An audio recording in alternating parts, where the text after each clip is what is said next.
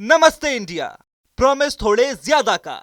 नमस्कार। इस समय दुनिया भर में अगर इस बात का कंपटीशन हो कि सबसे ज्यादा चर्चित चेहरा कौन है, तो निश्चित रूप से उसका उत्तर होगा कि ईरान का सुप्रीम लीडर अयातुल्लाह खामनेई इस वक्त दुनिया का सबसे ज्यादा चर्चित चेहरा है।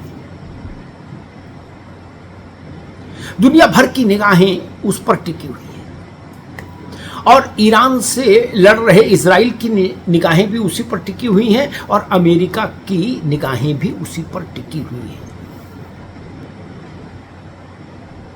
इजराइल कह रहा है कि जब तक अयातुल्लाह खामनेई को नहीं मार दिया जाता तब तक युद्ध बंद नहीं होगा ईरान के साथ।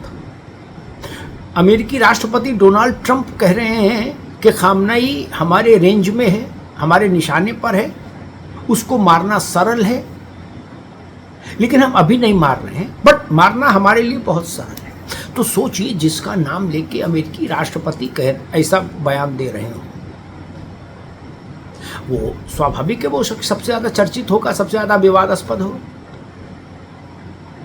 लेकिन हम ये प्रसंग इसलिए लेकर आ जाए कि इस अयातुल्लाह खामनेई का रिश्ता उत्तर प्रदेश के बाराबंकी जिले से जुड़ता है। जी हाँ,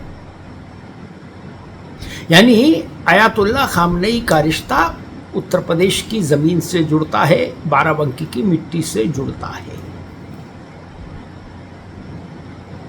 और ऐसा नहीं कि 1000 साल पहले की बात बता रहा हूं,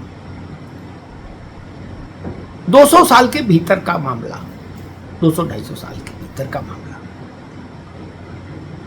ये परिवार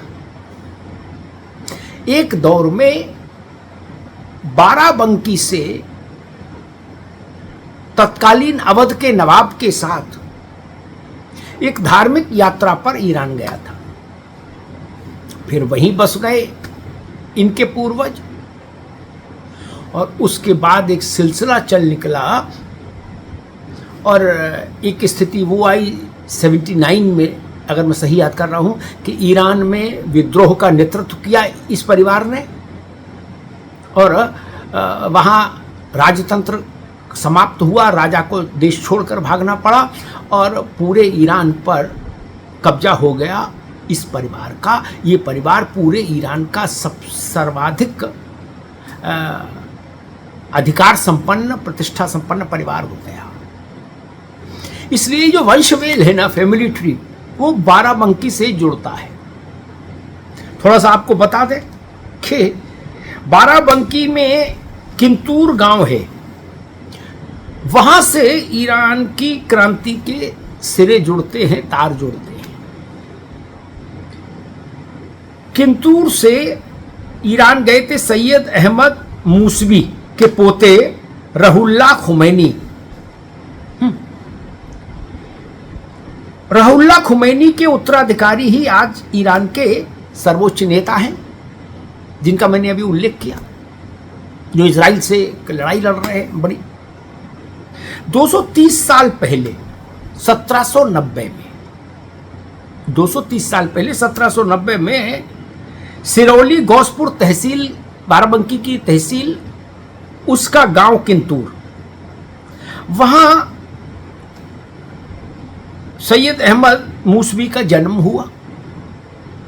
1830 में 40 साल की उम्र में मूसवी अवध के नवाब के साथ धर्म यात्रा पर ईरान निकल गए। मूसवी वहीं एक गांव में रुक गए ईरान के, और उस गांव का नाम मालूम क्या था? उस गांव का नाम था खुमैन। वहीं से ये खुमैनी हुए, खुमैन गांव में रहने के कारण। लेकिन मूसवी ने हिंदुस्तान के साथ अपना रिश्ता बना रहे, कुछ एहसास बना रहे कि हम हिंदुस्तानी हैं, इसलिए मूसवी ने अपने नाम के आगे हिंदी शब्द जोड़ दिया ताकि हिंदुस्तान से एक रिश्ता नाता बना रहे। तो उनका नाम हो गया, उसके बाद लोग उन्हें बुलाने लगे सैयद अहमद मूसवी हिंदी। इस नाम से जानने लगे इनको। मूसवी के पोते रहुल्ला का जन्म 1902 में हुआ। यही रहुल्ला, मूसवी का पौत्र, यही रहुल्ला बाद में अयातुल्ला खुमैनी के नाम से मशहूर हुआ। अयातुल्ला खुमैनी अब आपको याद आ जाएगा। पिता की मौत के बाद मां और भाई ने पाल पोस कर इसको बड़ा किया। वो दौर था जब ईरान में राजतंत्र था, पहलवी खानदान का राज था। इस परिवार ने उस राजतंत्र के खिलाफ, राजा के खिलाफ बगावत की, जनता को इकट्ठा किया और 16 जनवरी 1979 को जनता सड़कों पर उतरी। 79 राजा देश छोड़ के भागा और अयातुल्ला खुमैनी ईरान के सर्वोच्च नेता हो गए, सर्वोच्च कमांडर हो गए। ये वो परिवार है, उसकी वंशावली हमने आपको बता दी।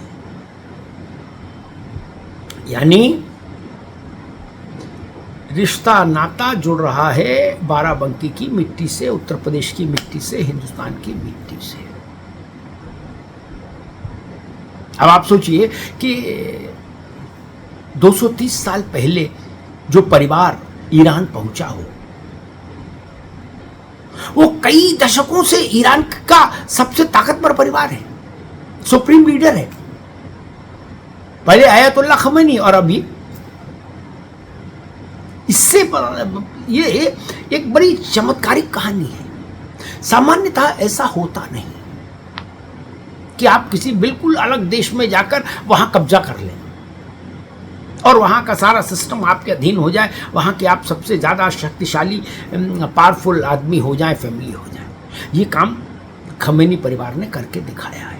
इसीलिए मैंने कहा था कि इस वक्त दुनिया में सबसे ज़्यादा जिसकी चर्चा हो रही है, उस आदमी के तार, उस खानदान के तार भारत से जुड़ते हैं। ये कहानी दिलचस्प है। उम्मीद है आपको भी कहानी पसंद आई होगी, क्योंकि ये जानना जरूरी है कि आखिर ये खमैनी परिवार है कौन, कहाँ से आया था, इसकी जड़ें कहाँ थी। इसलिए मुझे लगा कि आज ये कहानी आप सब लोगों के साथ साझा करनी चाहिए। धन्यवाद। नमस्ते इंडिया, प्रॉमिस थोड़े ज्यादा का।